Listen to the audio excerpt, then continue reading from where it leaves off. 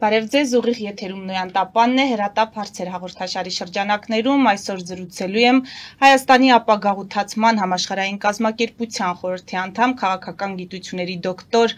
Արկադի Վարդանյանի հետ։ Ես մեզ դիտողներին հիշեցնեմ, որ դուք եւս կարող եք զանգահարել եւ հարցեր ուղղել մեր հյուրին, բայց մենք հարցերին կպատասխանենք գովազդային առաջին դադարից հետո։ Պարոն Վարդանյան, բարև ձեզ, շնորհակալ եմ այս ձևաչափով մեզ միանալու համար։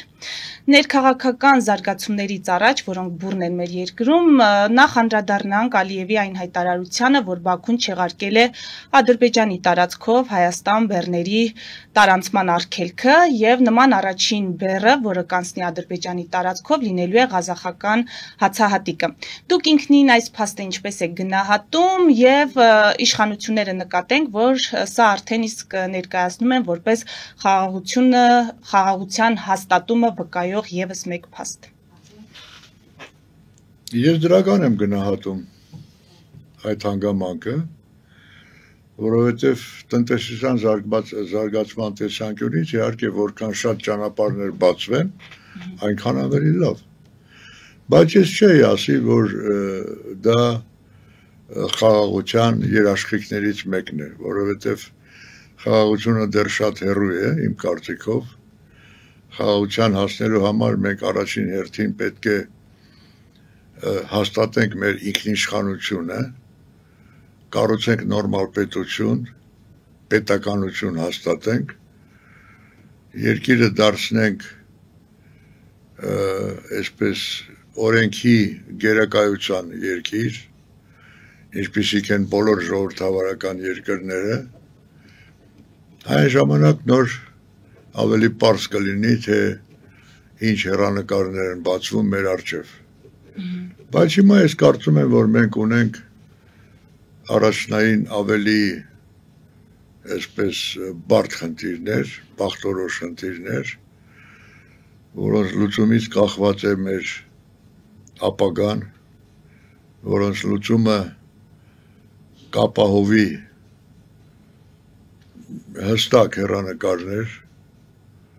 առանց որոնց երկրի զարգացումը ընդհանրապես հնարավոր չի։ Մենք շատ լավ տեսնում ենք, թե ինչպիսի վիճակում է գտնվում հայաստանյան հասարակությունը, անտարբերություն, քաղաքական, ես կասեի, կիսագրագիտություն, եթե չասենք ավելին,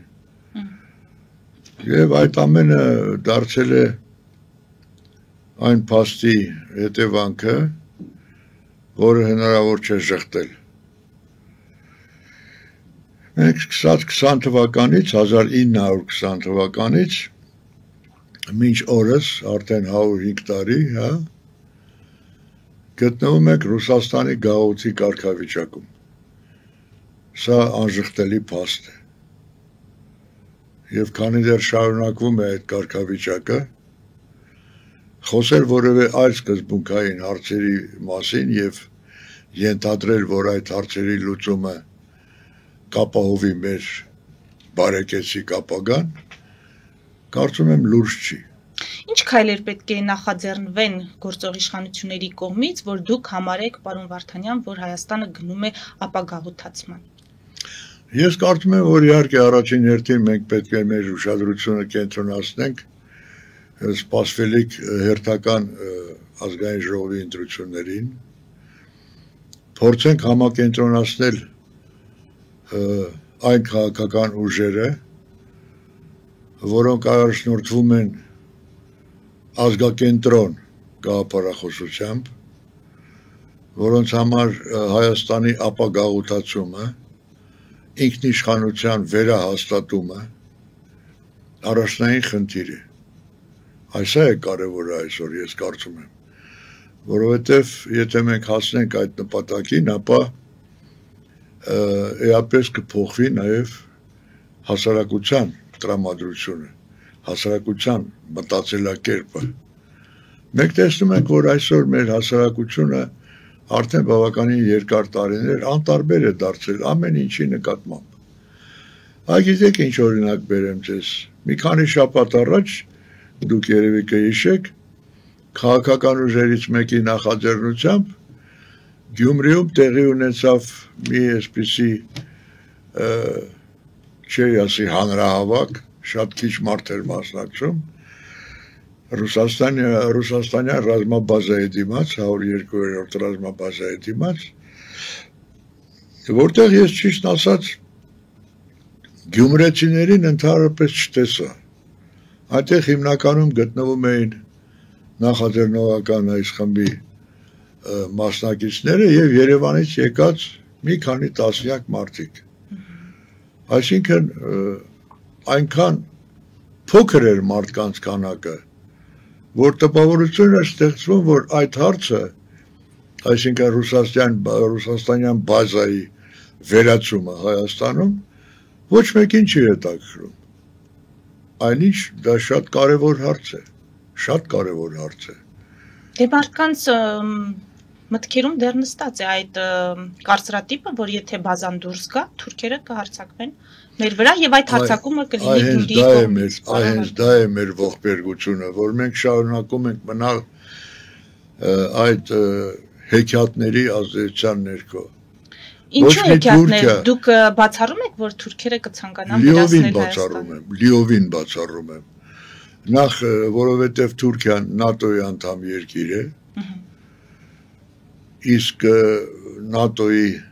գլխավոր ուժը դա Միացյալ Նահանգներն են, մենք շատ լավ գիտենք դա։ Երկրորդը, որ Հայաստանի մեջքին, այդպես ասեմ, կանգնած են այնպիսի հզոր երկրներ, նույնպես ՆԱՏՕ-ի անդամ երկրներ, ինչպիսիք են Միացյալ Նահանգները եւ Ֆրանսիան։ Ոչ մի Թուրքիայի մտքով անգամ չի անցնի, չգիտես ինչու հարձակվել Հայաստանի վրա։ Ինչու պիտի հարձակվի, ինչ է պատահել։ Հայաստանը ինչով է իրենց խանգարում։ Միակ արգելքը, որն իրենից ներկայացնում է Հայաստանը, դա Ադրբեջանի հետ ընդհանուր այսպես տարածք ունենալն է, որի համար էլ փորձում են ստեղծել այսպես կոչված Զանգեզուրի միջանցքը։ Միակ արգելքը դա է։ Դուք ասացիք ԱՄՆ-ն կանգնած է Հայաստանի մեջքին։ Այո։ Ինչպես է կանգնած, եթե դուք ասում եք, որ Հայաստանը շարունակում է մնալ Ռուսաստանի գաղութ, այսինքն ԱՄՆ-ն կանգնած է Ռուսաստանի գաղութ Հայաստանի մեջքին, այս հակասությունը ինչպես մենք հասկանանք։ Ես կարծում եմ, որ Միացյալ Նահանգների քաղաքականության նպատակներից մեկն էլ կոնկրետ Հայաստանում հենց մեր երկրի ապագաղութացումն է։ Դա էլ է Միացյալ Նահանգների եւ Ֆրանսիայի նպատակներից մեկը։ Դրանում ոչ մի կասկած չի կարող լինել, որովհետեւ իհարկե այդ զարգացած երկրները կգերադասեին գործ ունենալ ազատ, անկախ, ինքնիշխան Հայաստանի հետ, որպեսզի եւ իրենց ազդեցությունը տարածաշրջանում ավելի բարձրացնեն, որպեսզի ավելի այսպես ազատ ու ավելի արդյունավետ առևտրական հարաբերություններ ստեղծեն ոչ միայն Հայաստանի հետ, այլ ընդհանրապես ամբողջ հարավային Կովկասի հետ, իսկ ինչու՞ չէ։ Իսկ գլխավոր խոչընդոտը նա է, որ հենց կոնկրետ Հայաստանը շարունակում է մնալ Ռուսաստանի գաղութ, մենք դա տեսնում ենք, չէ։ Մենք դա տեսնում ենք։ Տեսեք, մի քանի օր առաջ երբ էր, 3-4 էր, թե 3 էր, երբ որ ուրեմն օրինապահները եկան եւ դուրս բերեցին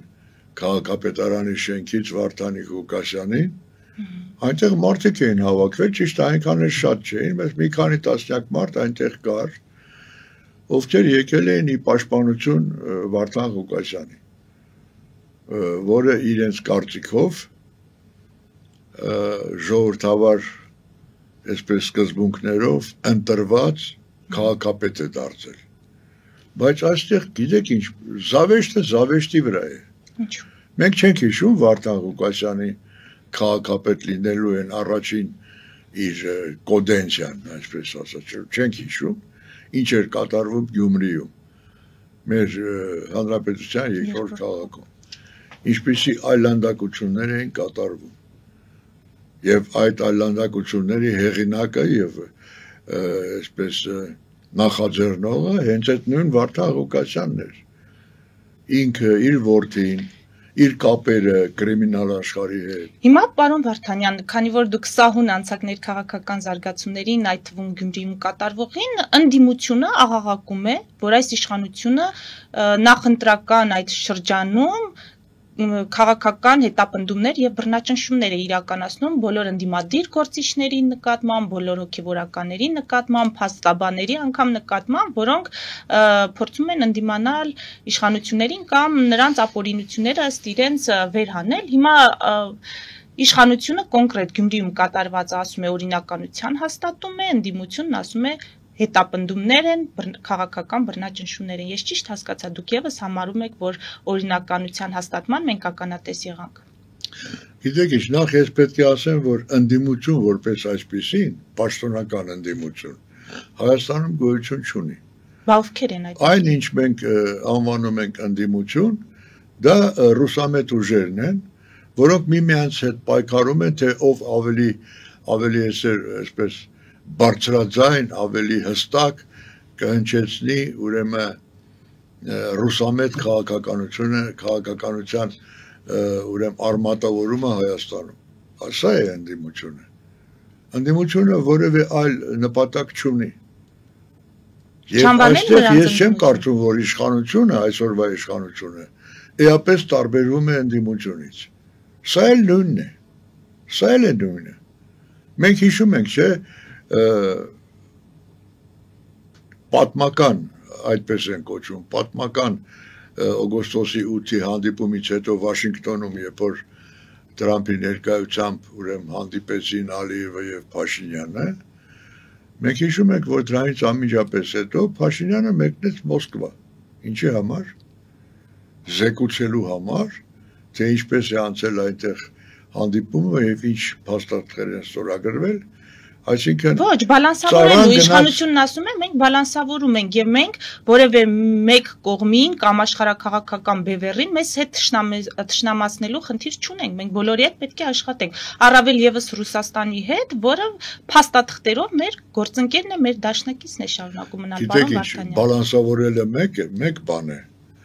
իսկ մի քանի աթոռին նստելու փաստը բոլորովին այլ բան է։ Դա բալանսավորման հետ ոչ մի կապ չունի,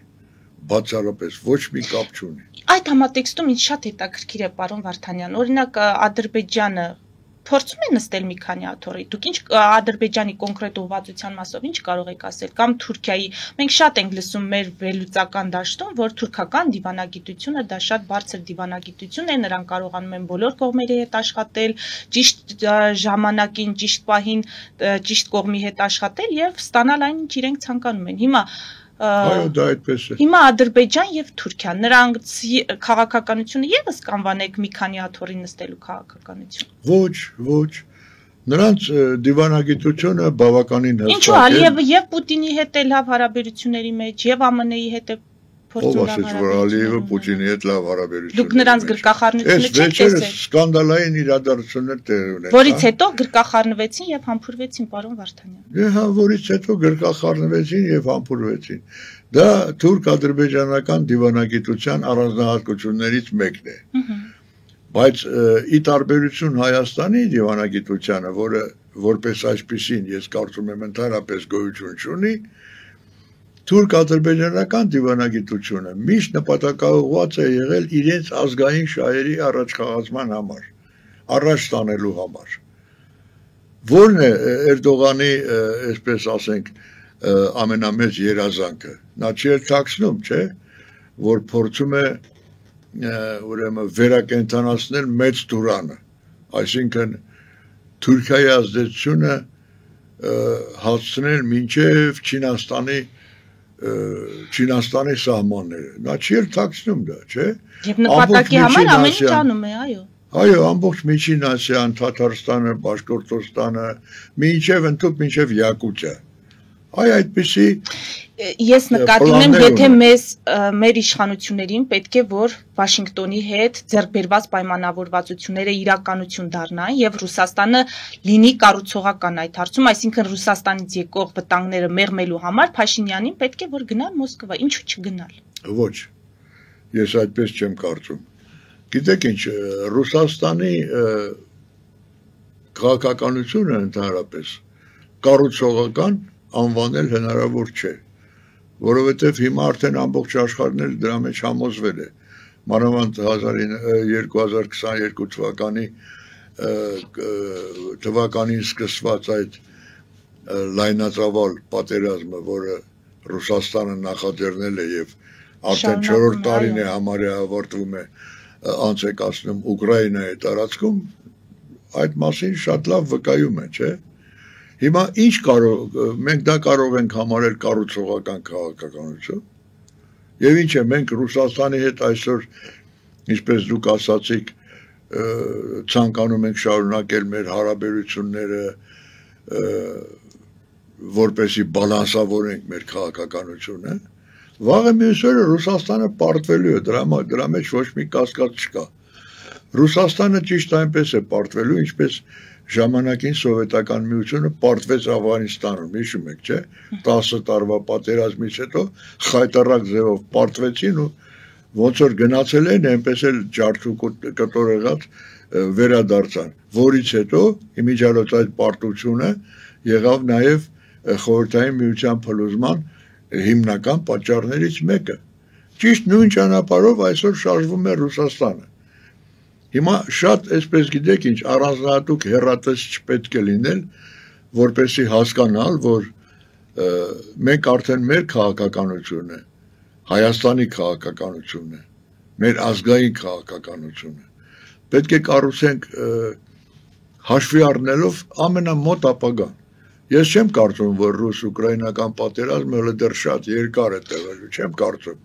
որովհետև գնալով արդեն մոտենում է Ռուսաստանի փլուզումը եւ մասնատումը։ Դրանք անդրադառնանք, այո, պարոն Վարդանյան, մեր եթերում բազմիցս ասել եք, բայց ամեն դեպքում իմ հարցին պատասխանեք։ Գյումրիում տեղի ունեցողը դա օրինականության հաստատում կհամարեք, թե այնուամենայնիվ քաղաքական հետապնդումներ եւ բռնաճնշումներ։ Գիտեք ինչ, ես դա կհամարեի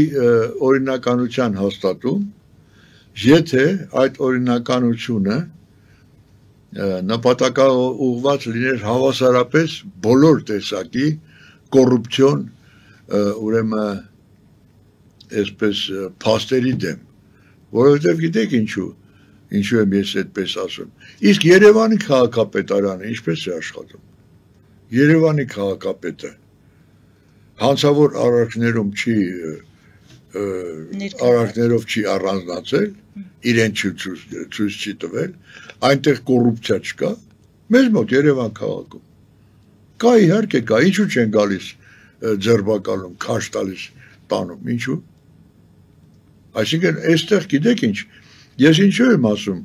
որ երկիրը պետք է լինի, եթե մենք ուզում ենք, որ մեր երկիրը զարգանա, որ մեր երկիրը միանա քաղաքակիրթ աշխարհին, մենք պետք է ստեղծենք այնպիսի կառավարման մեխանիզմներ, որոնք առաջնորդվելու են օրենքի գերակայությամբ։ Իսկ սա ինչ է նշանակում։ Օրենքը բոլորի համար հավասար պետք է լինի։ Եթե դուք մեկին պատժում եք կոռուպցիայի համար, իսկ մյուսին չեք պատժում, սա ինչ է նշանակում։ Սա ինչ է նշանակում։ Սա օրինականության հաստատում է։ Ես այդպես չէի ասի արդեն։ Չնայած ես Վարդանիկ Ղուկասյանի երկպարգուն չեմ, նայել իմ ոնց որ ասած աչքի լույսը չի, ես վաղուց եմ իրան ճանաչում, գիտեմ նա որքան հանցավոր արարքներ է արել, բայց երբ ես տեսնում եմ, որ այդ նույն ժամանակահատվածում մեր քաղաքում, մեր մայրաքաղաքում նույն հանցագործությունները տեղի են ունենում եւ ոչ մի արձագանք չկա։ Սա ինչպես կարելի է գնահատել։ Սա հենց այն մասին է խոսքը, որ մենք մինչև չազատագրվենք եւ չդառնանք լիովին ինքնիշխան ժողովրդավար երկիր, մենք չենք կարող ապահովել այդ օրենքի գերակայությունը, Շնորհակալ որովհետև այդ նույն Ռուսաստանը, չէ՞ օրինակ, մենք գիտենք Ռուսաստանը իրենից ինչ է ներկայացնում, ոչ մի օրենք այնտեղ չի գործում, այսինքն օրենքը գործում է ինչ որ հասարակության մեկ մասի դեմ, իսկ մյուս մասին պահում փայփայում է։ Նույնն էլ մեզ մոտ է կատարվում։ Պարոն Վարդանյան, ես տեսնում եմ, որ մենք արդեն ունենք հեռախոսազանգեր, բայց ես ինչպես խոստացել եմ մեր հեռուստադիտողներին, մենք զանգերին կպատասխանենք գովազդային դադարից հետո, մեր եթերում այս պահին գովազդ է։ Ֆելիչե ժամանակակից ատամնաբուժական կլինիկա։ Այստեղ հարմարավետությունն ու խնամքն առաջնային են։ Այստեղ կիրառվում են ատամնաբուժական ամենաժամանակակից տեխնոլոգիաներ, ճշգրիտ ախտորոշում, արդյունավետ բուժում, նուրբ փորձառություն եւ անհատական մոտեցում։ Սկսած սովորական մանրուքներից մինչև առաջադեմ ընթացակարգեր, այստեղ դուք գտնվում եք բարձր որակավորում ունեցող եւ փորձառու ատամնաբուժական մասնագետների ձեռքերում։ Մեր բարեկամական եւ հյուրընկալ անձնակազմն այստեղ է յուրաքանչյուր այցը հաճելի դարձնելու համար։ Ֆելիչե, ձեր առողջ եւ ամենաերջանիկ շպիտը սկսվում է այստեղից։ Եկեք եւ բացահայտեք նորարարության փորձագիտության եւ կարեկցանքի կատարյալ համադրությունը։ Երևան շիփինգ, սենսացիա ստեղ, հա։ Այո, ճիշտ եք եկել։ Սանդրոցներ Երևան ուղարկելը $2.99 օթանավով։ Այո։ Իսկ եթե դոլար ուղարկես, դոլար ստանան։ Այո։ Իսկ որ տանեն տուն հասցնեն, էլի մի տոկոս, հա։ 2%։ Երասը ծրի է, էլի։ Ժողովուրդ սենսացիա, ծրի է։ Նորթ Հոլիվուդ, Գլենդել։ Ջաքփաթ հագուստի խանութը երկրորդ մասնաճյուղն է բացել Գլենդելի սրտում, որտեղ կարող եք ձեռք բերել եվրոպական եւ ամերիկյան ընտիր հագուստեղեն, կոշկեղեն, աքսեսուարներ, պայուսակներ ամենահարմար արժեքներով։ Նաեւ կարող եք ցանկացած ապրանք պատվիրել եւ ձեռք բերել կարճ ժամանակում։ Ջաքփաթի Գլենդելի հասցեն է 1135 North Pacific Avenue, հեռախոս 818 813 2252 Ջաքփաթ հագուստի լավագույն կենտրոնը Գլենդելում։ 60-ից ավելի ճանաչված եվրոպական բրենդների ինքնատիպ, չկրկնվող եւ մատչելի ընտրանին Fortuna Home and Country House խանութ սրահում։ Նորաոճ սպասք եւ կահույք հորեկա բնագավառի համար, տեքստիլ տնտեսական ապրանքներ, ամեն ինչ գեղեցիկ կյանքի համար։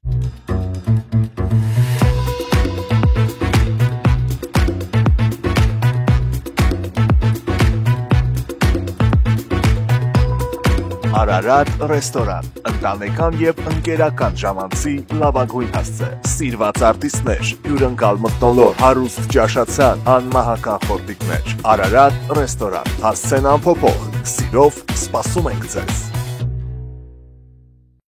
Լավագույն պաղպաղակ, բնական, համեղ եւ մատչելի գներով պաղպաղակը կարող եք ձեռք բերել բոլոր հայկական խանութներում։ Պահանջեք հայկական պաղպաղակ, Թամարա պաղպաղակ։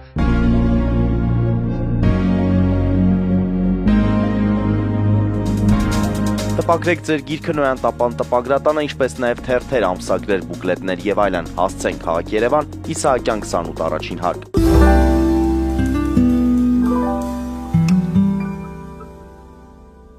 Ուղիղ եթերում Նոյան տապանը շարունակում է իր աշխատանքը, ես հիշեցնեմ, որ զրուցում եմ Հայաստանի ապագաղութացման համաշխարհային կազմակերպության խորհրդի անդամ քաղաքական գիտությունների դոկտոր Արկադի Վարդանյանի հետ։ Պարոն Վարդանյան, մենք ունենք հեռախոսազանգ, մեր հեռախոսազանգը անջատվեց, հիմա պարոն Վարդանյան անդրադառնանք հոգևորականների հետ կատարվողին, դուք էլ կպնդեք, որ հոգևորականները կամ եկեղեցու վերնախավը մտել է քաղաքականություն, դրա համար էլ ստանում է քաղաքական համարժեք արձագանք եւ պատասխան։ Գիտեք ինչ, ինձ միշտ մեծ ցավ է պատճառում այդ թեման։ Նախ ես անձամբ ճանաչում եմ Վեհապար Հայրապետին, որը եթե հիշում եք այդպեսին դարձավ այն տխուր օրը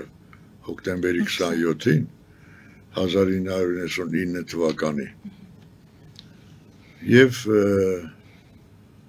ես կարծում եմ, որ այդ անձնավորությունը, դա իմ սեփական կարծիքն է, անձնական կարծիքն է, այդ անձնավորությունը արժանի չէ զբաղեցնել նման բարձր աթոռ։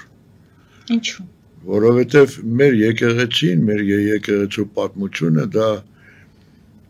շատ հզոր մի պատմություն է, եւ անմիջական կապ ունի մեր երկրի զարգացման, մեր երկրի հեղինակության հետ իհարկե։ Իսկ երբ կաթողիկոս է դառնում մի անձ, որը ոտնահարում է հենց եկեղեցու նորմերը, օրենքները, արժեքները, սկզբունքները, ապա այստեղ արդեն եկեղեցու նկատմամբ հարգանքը ինքնըստինքյան արդեն չի կարող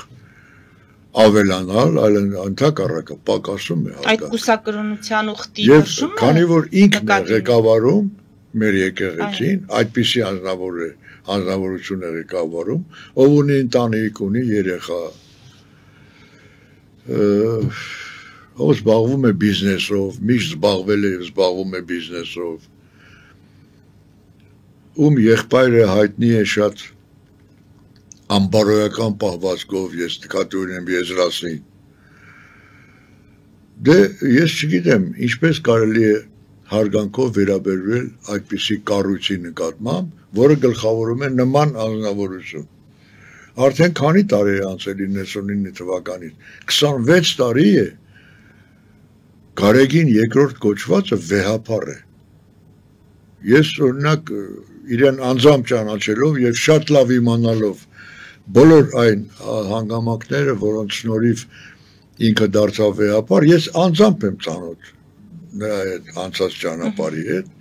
եւ նրա հետ եմ անձամբ ծանոթ եւ Եզրասի հետ եմ անձամբ ծանոթ։ Ես գիտեմ նա ինչ ճանապարհով է դարձել վեհապար։ Ում հաշվին։ Հաշվին ասելով ես հենց այս հաշիվը նկատի ունեմ։ Մեր եթելում էլի է Ով էր գումարը տվել, ում էին գումարը տվել, ինչ նպատակով էին գումարը տվել։ Ես այդ ամեն ինչը շատ լավ գիտեմ։ Սրանք փաստեր են, որոնք ժխտել չի կարելի։ Հասկանում եք։ Այստեղ կոռուպցիան հասել է այն աստիճանի, որ արդեն նույնիսկ այնպիսի սրբություն, ինչպիսին է մեր եկեղեցին, պղծվում է։ Եկեք զանգի պատասխանենք, պարոն Վարդանյան։ Փորձենք։ Բարև ձեզ, լսում ենք ձեզ։ Hello։ Լսում ենք ձեզ, հարգելի հեռուստադիտող։ Okay։ Ես պարոն Վարդանյանին երկու հարց ունեմ։ Առաջի հարցս, որ պիտի տամ, ինքը ասում է դրական եմ կարծում ես Բաքվի ճանապարհով, որ Հացահատիկի բեռը գալու է, այո։ Հացահատիկները, ես դրան համաձայն չեմ, որ այդ ճանապարհով այդ հացը տա, բաղ որ այդ տրակներով վեկալի այդ հացը չտա հայերին ինչ պիտի անեն, ոնց որ մի տարի փակեց Արցախի ճանապարհը, այդ հայերը սոված մեռնում էին, բաղ որ չտա ինչ պիտի անեն, ասի չկա, տարել են, գողացել են, ինչ պիտի անի, կամ էլ պիտի ասի Constitution-ը փոխեք ես քո ծորենը տամ։ Շատ լավ, սա առաջին հարցը, հարգելի հեռուստադիտող։ Երկրորդ հարցը։ Երկրորդ հարցին էլ ես իրան մի բան եմ ուզում ասել։ Խնդրում եմ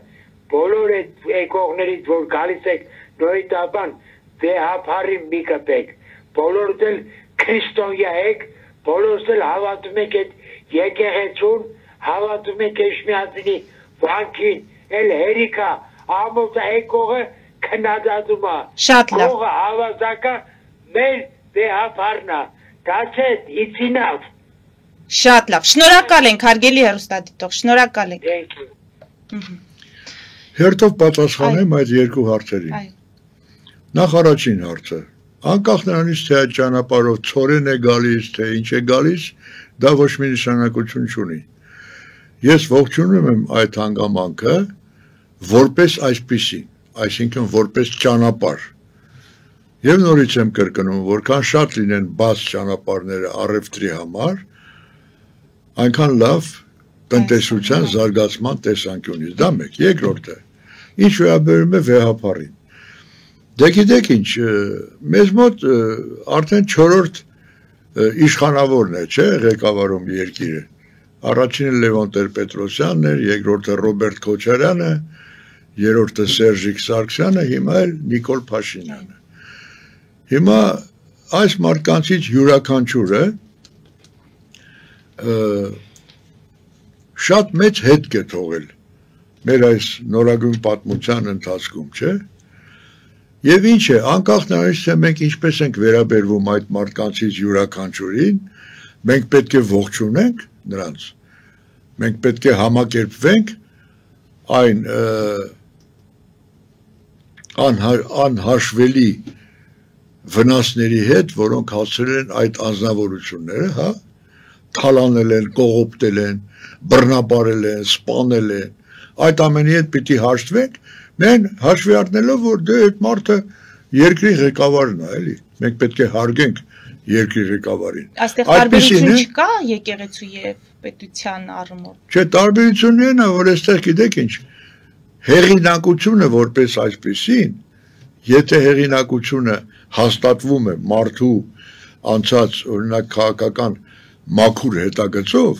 դա մի բան է։ Իսկ երբ որ այդ հետագիծը լի է սպանություններով, թալանով, կողոպուտներով, մարդասպանություններով եւ այլն, սա արդեն բոլորովին այլ բան է։ Սա չի նշանակում, որ մենք պետք է հարգենք բոլորին, բոլոր ուրեմն երկրի ղեկավար կլինի, վեհապար կլինի, ով ուզում է լինի, քանի որ նա վեհապար է, ուրեմն մենք նրան պետք է հարգենք։ Ես համաձայն չեմ դրա հետ։ Շատ լավ, զանգ ունենք, պարոն Վարդանյան։ Բարև ձեզ, հարգելի հեռուստադիտող, մենք լսում ենք ձեզ։ Բարև ձեզ։ Ես մի հարց ունեմ ձեր հյուրի համար։ Այո։ Լսում ենք ձեզ։ Այս դրսի հայերը, այսպես կոչված Սփյուռքի հայությունը, պետք է հնարավորություն ունենա մասնակցելու Հայաստանի պարլամենտական ընտրություններին, այսինքն ազգային ժողովի։ Եվ եթե այո, ապա կարող են քվեարկել կոստով, այսինքն ուղարկել քվեաթերթիկները կոստով, քանի որ ամենտեղ չկա ընտրական տեղամաս, մեծ երկիր է եւ շատ հաճախ Ամերիկայում այդպես արվում է։ Շնորհակալություն, շնորհակալ ենք։ Ես եմ շնորհակալ ողջամիտ մարդու հարցի համար։ Ասեմ ձեզ, որ իհարկե, ես կարծում եմ, որ ստեղծված վիճակում, ուրեմն պատմության այս ընթացքում, կոնկրետ այս ընթացքում, մեր ազգի համախմբվածությունը շատ մեծ նշանակություն ունի։ Ինչ է նշանակում սփյուռքահայ։ Լինի նա սփյուռքահայ, թե լինի հայաստանահայ, թե, չգիտեմ, լինի գյումրեցի, վանաձորցի, Ղարաբաղ, ով ուզում է լինի։ Հայը մնում է հայ։ Եվ հայը, յուրաքանչյուր հայը, ոչ միայն իրավունք ունի, այլ պարտադիր պետք է մասնակցի մեր հայրենիքի կյանքում, քաղաքական կյանքում, այդ թվում նաև։ Եվ ես համաձայն եմ հարգելի մեր հայրենակցի հետ, որ այո, քանի որ հնարավոր չէ բոլոր այն վայրերում, որտեղ բնակվում են մեր հայրենակիցները, ինչպես նա ասաց սփյուռքահայերը, տեղամասեր ստեղծել, ապա իհարկե կարելի է կազմակերպել փոստով քվեարկություն։ Եվ դա շատ ճիշտ կլինի, որովհետև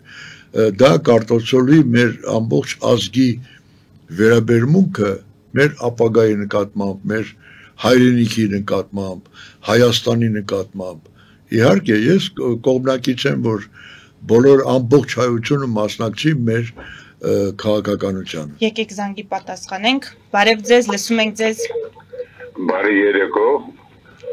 Ողջունում եմ ձեզ, պարոն Վարդանյան։ Պարոն Վարդանյան, արդյոք կաթողիկոսը գիտի վեհապար բառի իմաստը, արդյոք նա վեհապար է։ Ես մի օր չտեսանք ես տխուր արյունոտ օրերին, սովի ջարդի օրերին, ելնի ես մարդը մի հատ լուրջ ելույթ ունենա մխիթարական, կամ երբ որ երկու կողմ բանավիճում են, կռվում են, հաշտեցնելու ելույթ ունենա։ Իհարկե Փաշինյանը կանցնի կգնա, կաթողիկոսն է կանցնի կգնա, բայց այս բոլորից հետո կաթողիկոսի ամոթալի պատմությունը կգրանցվի հայոց պատմության մեջ։ Ինքը կաթողիկոսը թող այդ մասին մտածի, ոչ թե գրպի աչից ծախից եւ ինչ-որ մարդկանց հետ գախնի համագործակցի պետություն տապալելու համար։ Այս կամ է ուզում ասել։ Շնորհակալ ենք, հարգելի հեռուստադիտող։ Լիովին համաձայն եմ ձեզ հետ, պատրաստ եմ ստորագրել յուրաքանչյուր ձեր ասած բառի տակ, միանգամայն ճիշտ եք դուք, միանգամայն ճիշտ եք, և Գարեգին երկրորդը կանցնի, և Նիկոլ Փաշինյանը կանցնի, բոլորը կանցնեն, բայց մեր ազգի արժանապատվությունը մնալու է, որպես արժանապատվություն, որպես արժանապատիվ ազգ մենք պետք է բոլոր մեր ջանքերը գործադրենք, որ մնանք այդպիսին, որ պատմության մեջ, համաշխարհային պատմության մեջ չունենանք այդպիսի դերակատարություն, որի համար պետք է ամաչենք։ Իհարկե, օրինակ ես ամաչում եմ, որ մեր եկեղեցին ունի Գարեգին երկրորդի նման վեհապար։ Ինձ համար դա ուղղակի ամոթալի երևույթ է, ամոթալի երևույթ է։ Հիմա գիտեք ինչ, ես եթերը այն պայմանը չի էլի, որ ես ամեն ինչ ասեմ, որտեղ այնպիսի բաներ կան, որ ուղղակի ասելու բան չի, բարձրաձայնելու բան չի։ Պետք եղած տեղ, երբ որ ժամկետը կգա, կմոտենա, երբ որ մենք արդեն կունենանք այն մեր իշխանությունը, որը կառաջնորդվի ազգակենտրոն գաղափարախոսությամբ, այն ժամանակ յուրաքանչյուրը կստանա իր տեղը եւ իր պատասխանը կստանա իր գործած հանցագործությունների համար։ Զանգ ունենք, պարոն Վարդան։ Հնդատվեց մեր զանգը, ոչինչ։ Մենք փոքր ուշ կանդրադառնանք, լավ, պատասխանենք։ Շատ են զանգերը, պարոն Վարդանյան, այսօր։ Բարև ձեզ, լսում ենք ձեզ։ Բոլոր զանգերին պատասխանենք։ Բարև ձեզ։ Հայկական մի հատ առած կա ասում, երբ որ եզրենգնում է, տանակավորները շատանում են։ Հարցս տեսա, պարոն Վարդանյանը կաթողիկոսի մասին ասես շատ բաներ գիտեմ եւ այլն։ Այդ դեպքում ես իրեն հարց ունեմ։ Այդ դեպքում ի՞նչն է խանգարում, որ այդ բոլոր հարցերի մասին դուք ժամանակին բարձրաձայնեիք։ Ինչի հիմա եք բարձրաձայնում այդ մասին, եւ ոչ միայն դուք։ Այդ ասացվածքը շատ տեղին է, որ եզրենգնում է, տանակավորները շատանում են։ Դուք դրանով ջուր եք լցնում Նիկոլի ջրաղացին։ Դուք ավելի վատ բան եք անում, քան թե կաթողիկոսն արել, որովհետև Նիկոլը դավաճան է եւ Հայաստանի վերջը տալիս է, իսկ դուք ջուր եք լցում նրա ջրաղացին։ Շնորհակալություն, հարգելի հեռուստադիտող։ Շնորհակալություն հարցի համար, նախ պետք է ասեմ, որ ես երբևէ որևէ մեկի ջրաղացին ջուր չեմ լցրել, չունեմ նման խասյատ, ոնց որ ասած։ Եթե դուք տեղյակ չեք, ես տեղեկացնեմ, ես դեռ 1999 թվականից, հենց այն պահից, երբ վեհապարը դարձավ այսպիսին, Գարեգին երկրորդը դառավ վեհապար, հենց այդ պահից ես այդ մասին խոսել եմ։ Եթե դուք ծանոթ չեք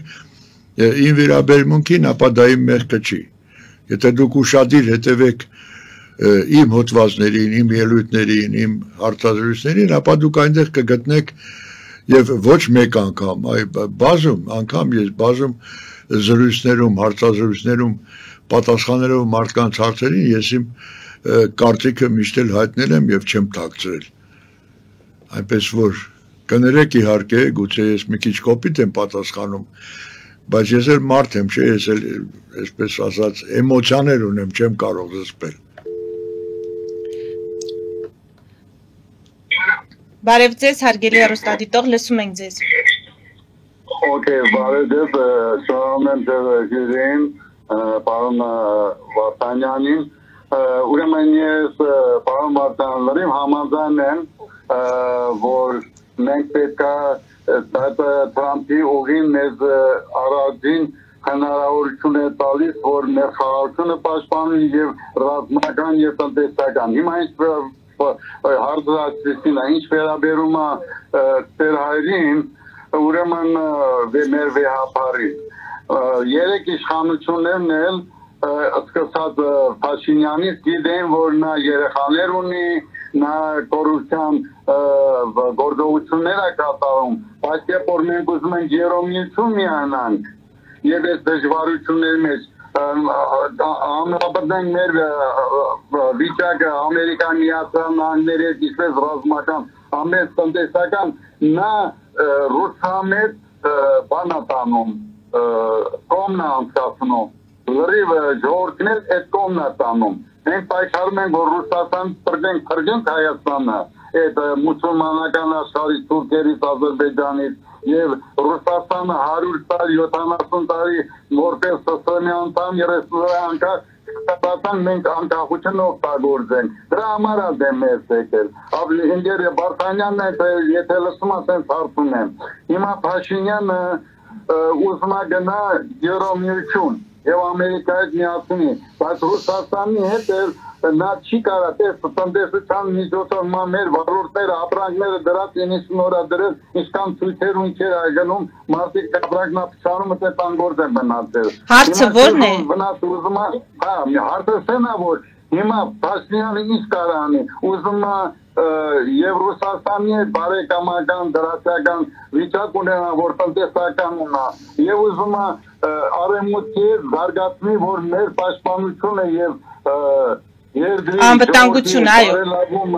Քաղաքություն պաշտպանություն Ամերիկայի միջոցով և Եվրամիության միջոցով։ Շնորհակալություն։ Ինչ պետք է անի մեր իշխանությունը ներկայիս։ Կարեք պատասխանեք։ Շնորհակալություն։ Նախ ես պետք է ասեմ, որ Նիկոլ Փաշինյանի միակ երազանքը և միակ նպատակը դա իր իշխանության երկարաձգումն է, նա որևէ այլ նպատակ չունի, և երբ մենք ասում ենք, որ ուրեմն համեմատում ենք Ռուսաստանի հետ հարաբերությունները, Եվրամիության հետ հարաբերությունների, Միացյալ Նահանգների հետ հարաբերությունների հետ, ապա մենք այստեղ պետք է նկատի ունենանք ոչ թե Նիկոլ Փաշինյանի դիրքորոշումը, այլ մեր ժողովրդի ձգտումները, մեր ազգի ձգտումները։ Վերջին հաշվով մենք քաղաքակիրթ ազգ ենք, և մենք չենք կարող մնալ ոչ քաղաքակիրթ, այսպես կայսրության որպես գաղութ այդ ուրեմն փաստի ներքո մենք իրավունք չունենք, մեր պատմությունը մեզ նման իրավունք չի տվել, և մենք պետք է բոլոր մեր ուժերը կենտրոնացնենք, որպեսզի այս խայտառակ վիճակից դուրս գանք։ Հերիք եղավ, բոլ եղավ, մենք չպետք է շարունակենք մնալ Ռուսաստանի գաղութ, այն էլ ում Ռուսաստանի։ Ամոթ է, էլի ամբողջ աշխարհը հիմա արդեն վերջապես համոզվեց, թե ինչ է իրենից ներկայացնում Ռուսաստանը և ինչ ապագա ունի, մոտակա ապագան։ Ես կարծում եմ, որ նույնիսկ մենք էլ արդեն տարեց մարդիկ, մենք էլ կտեսնենք Ռուսաստանի վախճանը և մասնատումը։ Բարև ձեզ, հարգելի հեռուստադիտող, լսում ենք ձեզ։ Հարգելի հեռուստադիտող, մենք ձեզ լսում ենք, դուք հեռուստացույցի ձայնը մի փոքր իջեցրեք, որպեսզի լսեք մեզ։ Բարև ձեզ։ Ես ուշադիր լսեցի պարոն Վարդանյանը, շատ հարցերում համամիտ եմ, ընդամենը իր կարծիքը շատ կուզենայինք իմանայինք, պետք շատ լուրերից, որ ռուսները շատ կապրամատներ ունեն մեր կաթողիկոսի նկատմամբ, դրա համար ինքը չի կարողանում հայանել գործողությունները, իսկ արդյոք չեք կարծում, որ մեր տեղական իշխանություններն էլ հաջորդ զանգը, լսելու զանգը իր մասին կնի, չգիտեմ, ենթադրվող խոսակցությունները, որ հաջորդը պետք է ինքը լինի արդեն, կուզենայի անկեղծ ձեր պատասխանը, շնորհակալություն։ Հեռախոսազանգ, այսինքն ձայնագրությունը նկատի ունի մեր հեռուստադիտողը, որ հաջորդ ձայնագրությունը, որը կհայտնվի մամուլում կամ պաշտոնապես կհրապարակվի, կարող է լինել կաթողիկոսի մասնակցությամբ։ Ես չգիտեմ, չեմ կարող գուշակել, ես գուշակ չեմ կարող ասել։ Բայց նաև հարցային է, որ համամիտ եք, որ կոմպրոմատներ կան Ռուսաստանի կողմից կաթողիկոսի վրա և նա չի կարողանում պարզապես հայամետ գործունեություն ծավալել։ Ռուսաստանը կոմպրոմատներ ունի բոլորի նկատմամբ, համենայն դեպս բոլոր նրանց նկատմամբ, ովքեր եղել են իշխանության և կան մինչև այսօր կան իշխանության, և Նիկոլ Փաշինյանի նկատմամբ ունեն, և նրա շրջապատի նկատմամբ, և իհարկե կաթողիկոսի նկատմամբ։ Իհարկե ունեն կոմպրոմատներ և կարող են այդ կոմպրոմատները օգտագործել ցանկացած պահի։ Այդ դրա համար էլ ես ասում եմ, որ մենք մեր առաջնային խնդիրը այսօրվա առաջնային անհետաձգելի խնդիրը Դա մեր երկրի ապագաղութացումն է, վերջ։ Առաջին քայլերն էլ պայմանագրերից դուրս գալն է, Ռուսաստանի հետ կապված պայմանագրերը Բոլոր տեսակի պայմանագրերից պետք է դուրս գալ։ Ոչ միայն ՀԱՊԿ, ոչ միայն ԱՊՀ-ն, բոլոր այդ մերելացին կազմակերպություններից լրիվ պետք է դուրս գալ։ Դուրս գալ, որպեսզի ամբողջ աշխարհը տեսնի ու համոզվի, որ հայերը, հայ ժողովուրդը, հայ ազգը արժանապատիվ ազգ է։ Նրանք չեն ուզում գործ ունենալ հանցավոր ուրեմն պետության հետ, հանցավոր կայսրության հետ, առնախում կայսրության հետ։ Ուղղակի չեն ուզում ոչ մի հարաբերություն ունենալ այդ կայսրության հետ։ Այնպես ինչպես արեցին մեր Բալթյան երկրները, այնպես ինչպես անում է Ուկրաինան, որը դրա համար հիմա արդեն ծովերով արյուն է թափում, պայքարելով այդ ֆաշիստական պետության դեմ։ Ես կարծում եմ, որ այստեղ երկու կարծիք լինել չի կարող։ Ուղիղ եթերում Նոյան Տապանն է, մենք շարունակում ենք հրատապ հարցեր հաղորդաշարը, հիշեցնեմ, որ զրուցում եմ Հայաստանի ապագաղութացման համաշխարհային կազմակերպության խորհրդի անդամ, քաղաքական գիտությունների դոկտոր Արկադի Վարդանյանի հետ։ Պարոն Վարդանյան, դուք ասացիք, մեր հանրությունը անտարբեր է, բայց կարծես թե այդպես չէ։ Ամեն դեպքում հանրության մեծ մասին հետաքրքրում է, անհանգստացնում է եկեղեցի պետություն հարաբերությունը եւ որ դեպքում մենք որպես շարքային քաղաքացի, որպես Հայաստանի Հանրապետության քաղաքացի հայ ժողովուրդ ակնկալենք եկեղեցի պետություն այդ հաշտեցման հնարավորությունը ինչպես է գնահատում, երբ ակնկալենք, որ կլինի հաշտեցում։ Ես կարծում եմ, որ հենց այն պահին, երբ մենք հասնենք մեր գլխավոր նպատակին, իսկ այն է ապագաղութացնել երկիրը եւ միանալ քաղաքակիրթ աշխարհին, այդ պահից էլ կսկսվեն այնպիսի գործընթացներ, որոնք հնարավոր չէ հետաձգել, այդ թվում նաեւ եկեղեցի պետություն հարաբերությունների հավասարակշռությունը Ապագաղութացումը ենթադրելու է եւ կաթողիկոսի հեռացում եւ գործող իշխանությունների փոփոխություն, եթե այո, ապա այս համատեքստում ինչպես է գնահատում քաղաքական դաշտի վիճակը, ընտրություններին մասնակցելու հայտ ներկայացնող ուժերի հնարավորությունը, արդյոք նրանք կկարողանան իշխանափոխության հասնել։ Հասկանում եմ, որ դեռ վաղ է այդպիսի կանխատեսումներ։ Ազգայնամետ գաղափարներով առաջնորդվող քաղաքական ուժերը այնքան էլ շատ չեն այսօր Հայաստանում, բայց նրանք գոյություն ունեն, նրանք կան։ Ես նկատի ունեմ ոչ միայն այն կազմակերպությունը, որ ես եմ ներկայացնում այսօր, կան նաև օրինակ ես միշտ ուշադիր լսում եմ Էդվարդ Անտինյանի վերլուծությունները, բավականին մոտ է իր գաղափարներով, իմիջիալոց այս օրերին նա գտնվում է Միացյալ Նահանգներում, ստեղծվել է Պարուր Հայրիկյանի նախաձեռնությամբ ուրեմն ազգային համագործակցության կլոր սեղան, այդ կլոր սեղանի մասնակիցներից ոմանք, մի քանիսը, ամենայն դեպս որոնց ես ճանաչում եմ անձամբ, այդ նույն ուրեմն մաքուր, չախտոտված, քաղաքական հետագիծ ունեցող մարդիկ են, զարգացած, կիրթ, լայն աշխարհայացք ունեցող մարդիկ կան, այնպես չի որ կան, բայց իրենք ընտրություններին մասնակցելու ցանկություն ունեն այս ընտրություններին մասնակցելու։ Այո։ Ձեր կազմակերպությունը ևս մեր կազմակերպությունը անպայման մասնակցելու է ընտրություններին։ Մենք հիմա զբաղվում ենք կազմակերպչական աշխատանքներով։ Մեր ամենաթույլ կողմը ցավոք սրտի դա ֆինանսների բացակայություն է, բայց ես կարծում եմ, որ մեզ կհաջողվի կենտրոնացնել այնպիսի հնարավորություններ, որոնք թույլ կտան մեզ մասնակցել ընտրություններին։ Ես կարծում եմ, որ եթե այս ընտրություններին, այսպես գիտեք ինչ, իրենց սովորության համաձայն ռուսները հրի կոպալի չխառնվեն, ինչպես որ նրանք միշտ անում են, չէ՞, ապա այս ընտրությունների արդյունքում մենք կունենանք այն, ինչի մասին երազում է մեր ժողովրդի խառնվել է ինչպես է դրսևորվում, պարոն։ Ինչպես է վերջերս Մոլդովայում փորձում էին, չէ՞, բայց ոչինչ չստացվեց։ Խայտառակ ձևով պարտվեց այնտեղ Պուտինը։ Մոլդովայում մեզ նման փոքրիկ պետություն է, չէ՞, մեզ նման փոքրիկ մոտավորապես եւ տարածքով եւ բնակչության քանակությամբ, բայց տեսեք ինչ հզոր հաղթանակ տարան Պուտինի նկատմամբ մարդիկ։ Ճիշտ է, այնտեղ կա Մայա Սանդու, իրենց նախագահը,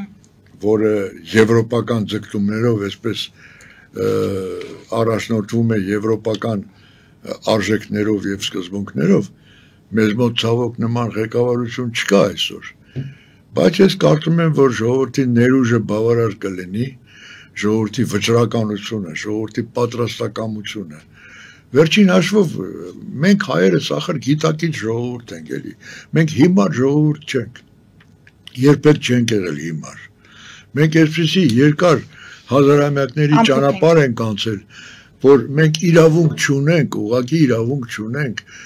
շարունակել մնալ այսպեսի ամոթալի վիճակում։ Շնորհակալ եմ, պարոն Վարդանյան, մեր եթերաժամանակը սահմանափակ է։ Ես հիշեցնեմ, որ զրուցում էի Հայաստանի ապագաղութացման համաշխարհային կազմակերպության խորհրդի անդամ քաղաքական գիտությունների դոկտոր Արկադի Վարդանյանի հետ։ Մեր ուղիղ եթերները կարող եք դիտել Patreon-ում, նաև այդ հարթակում աջակցել մեզ էկրանին երևացող QR կոդով։ Մենք կհետևենք իրադարձությունների զարգացմանը, մինչ հանդիպում։